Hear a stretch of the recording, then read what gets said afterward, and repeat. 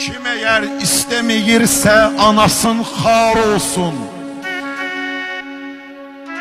Dili lal, gözləri kör, qulaqları kar olsun. Kim ana zəhmətini dansa ona ar olsun. Çəkən evlat üçün əzab əzgəti sənsən ay ana. Dizimin, qollarımın taqəti sənsən ay ana. Dilimin hər sözü, hər söhbəti sənsən ay ana.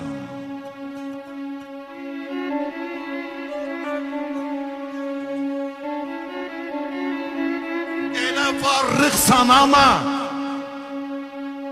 adın dillər əzbərimiz.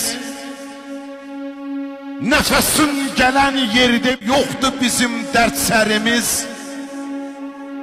Çox gözəl kalam deyib Həzreti Peyğəmbərimiz. Evladə bəxş eləyən cənnəti sənsən ay ana. Dizimin, qollarımın taqəti sənsən ay ana.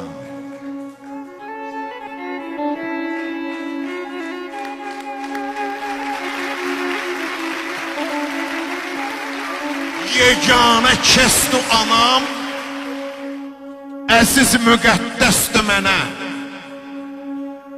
Allahı yer üzünün ancaq əmin kəsdi mənə. Gedib gəlsin nəfəsin, baxışlarım bəsdi mənə. Həyatın şirinliyi, ləzzəti sənsən ay ana. Dizimin, qollarımın taqəti sənsən ay ana.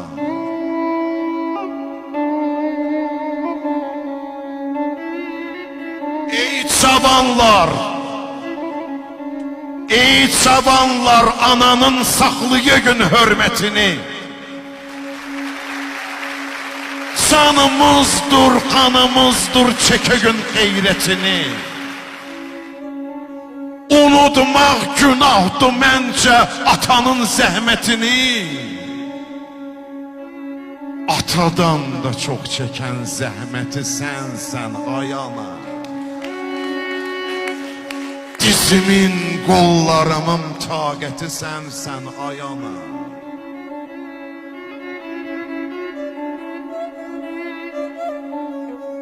Xəstələnsən ay ana, dərdinə dərman mən olum.